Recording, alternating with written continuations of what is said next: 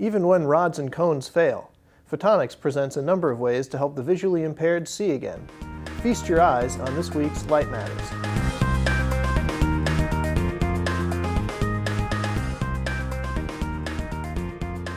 This is Light Matters for March 18th, 2015. I'm your host, James Lowe. This week, we're bringing you a set of stories about improving vision, both for people and for machines. But first, Photonics Spectra editor Justine Murphy tells us how some European musicians are marking the International Year of Light. Rainbow of Light is a new song composed by Linda Lehman of England to coincide with the International Year of Light and the Globe at Night campaign, where citizen scientists measure the sky's brightness after dark. Lehman said she was inspired to write the song after attending an astronomy festival. She recorded it with Greek Cypriot soprano Katerina Mina, and the piece was played at the IYL's opening ceremony in Cyprus earlier this week. We'll have more about other IYL 2015 festivities in future episodes. And we want you to show us how you're celebrating. So drop us a line at lightmatters@photonics.com. In the meantime, you can find Rainbow of Light at soundcloud.com. Thanks, Justine. That sounds like another good one for our IYL 2015 playlist, which you can find on Spotify. Next up, Industrial Photonics editor Rod Pedrati takes a look at the market for machine vision. Thanks, James. Total North American machine vision sales grew 15% last year, according to a recent AIA report. The industry trade group says that figure represents a $2.3 billion hike in 2014. That's the highest total on record.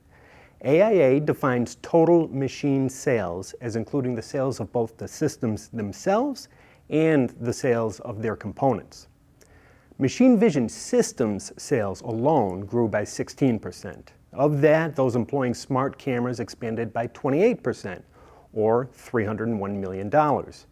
Meanwhile, system sales of those using application-specific vision grew by 14%, or by $1.7 billion. Now, although the application-specific systems dominated in terms of total revenue, it should be noted that the systems using smart cameras exactly doubled the sales volume of the application-specific vision systems. I reached out to machine vision expert Dr. Ben Dawson, Teledyne DALSA's Director of Strategic Development, for his input on this. While he made it clear he had not yet analyzed AIA's findings, he did have some interesting comments about the technologies. He said smart cameras are still finding new markets. Using the analogy, it's very much like animals populating a new ecological niche.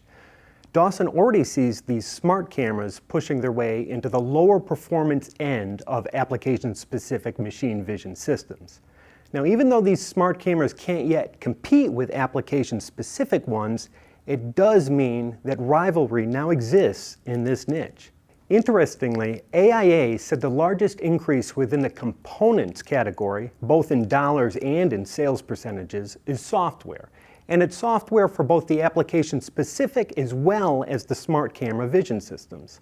Dawson sees this as a sign that more intuitive software is allowing non-experts to quickly address an increasing range of machine vision applications on both types of systems. Alex Shikany, AIA's Director of Market Research, said that industry experts believe that the demand for system components will increase over the next 6 months. But AIA's findings, which were compiled via survey responses from these industry experts, also indicate that it's a mixed bag as to exactly what direction the market will go in for the demand of the systems themselves. Dawson acknowledged that smart cameras are a small niche and not yet capable of doing what application-specific ones can. But he does think that the tides could change. He referenced a car with a backup camera collision detection system, which is an application-specific vision system. Dawson believes that if smart cameras can be designed to do this task every bit as well as app-specific ones, and can be produced for only a few tens of dollars per unit, that's when the industry might start to see millions of these units being sold. So to continue Dawson's ecological analogy, perhaps that may be the time when application-specific machine vision systems have to make a little room at the watering hole for smart cameras. Back to you. Thanks, Rod. After the break, we'll take a look at 3 photonics technologies that could remedy problems with human vision, and check out the latest issue of Photonics Spectra magazine. Hi, I'm Dr. Laurie Gloucester. I'm CEO of Laser Quantum. So we've been manufacturing lasers now for over 20 years and we have over 15,000 products in the field. We began designing lasers for aerospace applications, fast jet programs, and as a result of this, the lasers are very robust and designed for high temperature excursion and high vibration signatures. To learn more about Laser Quantum or for additional information about our products, visit us online at laserquantum.com. Welcome back. Now we have a look at two recent studies and a new product under development that could help people with vision problems. First, a new technique that's being called optogenetics without genetics could, according to researchers from the University of Chicago, restore sight to patients with age-related macular degeneration. The technique uses gold nanoparticles that attach to neurons. When the nanoparticles are illuminated with green light, they heat up and activate the neurons. This method could be used to stimulate visual nerves after photoreceptor cells in the eye become damaged or die. The process is very similar to that used in optogenetics, where cells are genetically modified to become light sensitive. Using gold nanoparticles instead could allow the researchers to bypass this kind of genetic manipulation. And where optogenetic techniques rely on visible light, gold nanoparticles, depending on their size, will respond to a range of wavelengths from the visible to the near infrared, which could be advantageous for different applications. So far, studies have involved cell cultures and brain slices only, but the researchers said the technique could someday be used in vivo. Their work was published in Neuron. Meanwhile, researchers in Japan are exploring photoelectric dyes that could also take the place of dead retinal cells. A team from Okayama University and Okayama University of Science implanted the dyes in the eyes of rats with the hereditary disease retinitis pigmentosa. They found that the rats were able to follow the direction of movement of a spinning drum painted with vertical black and white stripes, suggesting that at least some level of vision was restored.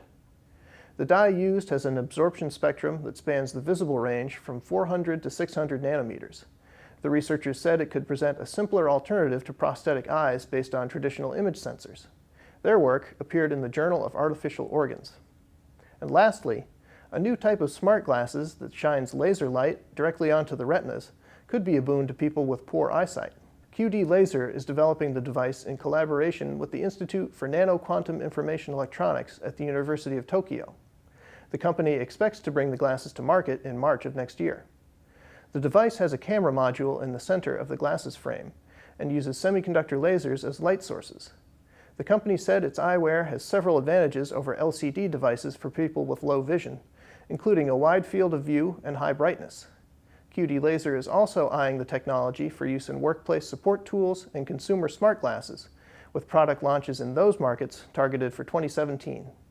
The March issue of Photonics Spectra goes into the mail this week, and you can read it right now at photonics.com. Here's editor Justine Murphy to tell you what you'll find inside. Justine? Thanks, James. Our March cover story was written by David Benderly, CEO of Photoscribe Technologies in New York. He takes us into the shady black and gray markets that are a growing problem for pharmaceutical companies and tells us how lasers and machine vision are improving the situation, from laser marking pills to improving automation and product identification across the manufacturing process. Not a Photonics Spectra subscriber? You can change that with a quick visit to photonics.com/subscribe. Back to you, James. And that's it for this week's show. As always, we welcome your comments below or at our Facebook and Twitter pages. Thanks for watching, and we'll see you again next week on Light Matters.